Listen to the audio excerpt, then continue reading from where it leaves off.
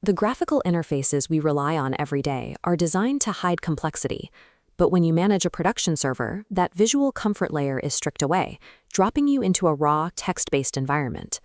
Operating in a headless environment means shedding your reliance on menus and windows. True system administration requires direct, unmediated interaction with the operating system itself.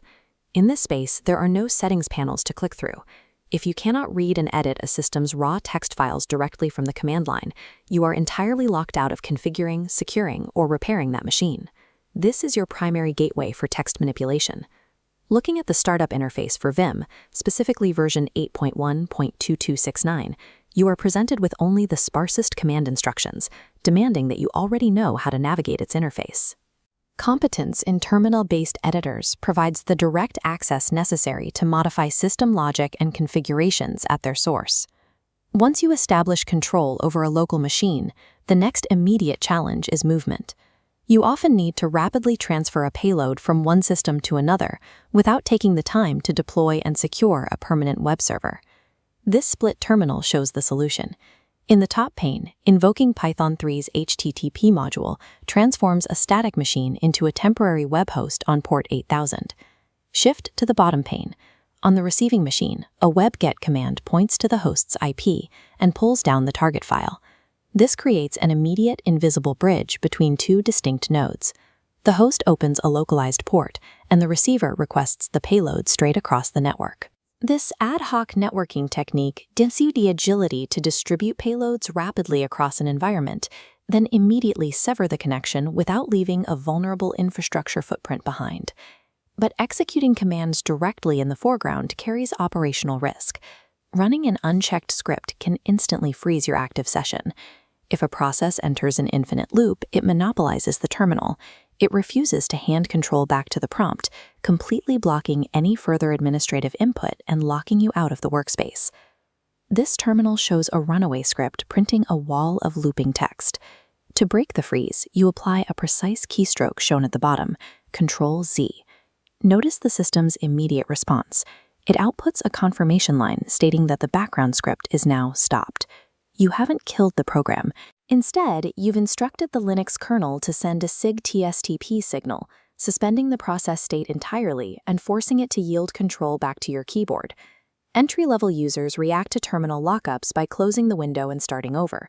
Professionals understand process states and actively command them. As environments grow, manual execution becomes a bottleneck. Server maintenance cannot rely on aim and memory. Repetitive tasks must be handed off to the system's built-in time-based scheduler, the cron daemon. This text file is a cron tab. Notice the instructional comments mapping out its rigid 5-field temporal syntax: minute, hour, day of the month, and day of the week. Look closely at the asterisks. In cron syntax, an asterisk functions as a wildcard, dictating execution at every possible unit. To see how that abstract syntax translates to reality, look at this generated schedule. Lstring 0/12 followed by wildcards resolves directly into the concrete UTC timestamps below, firing a job exactly every 12 hours. Here's how you apply that schedule.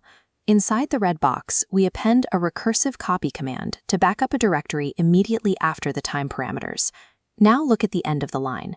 This string redirects standard output and error into the system's void, keeping the process silent. Effective automation requires building processes that execute silently and deterministically, removing the need for manual oversight entirely. Firing off silent automated tasks requires strict architectural traceability. You must know exactly where your software originates and exactly what it is doing when you aren't looking. This is the sources list file. The highlighted text reveals the hard-coded URLs pointing directly to the package manager's trusted remote repositories. Editing a single URL in this text file directly dictates the external ecosystem your server trusts to pull software updates from. Once origin trust is established, you need to track execution. You need a chronological source of truth to audit what the operating system actually did. That truth lives in the var log directory.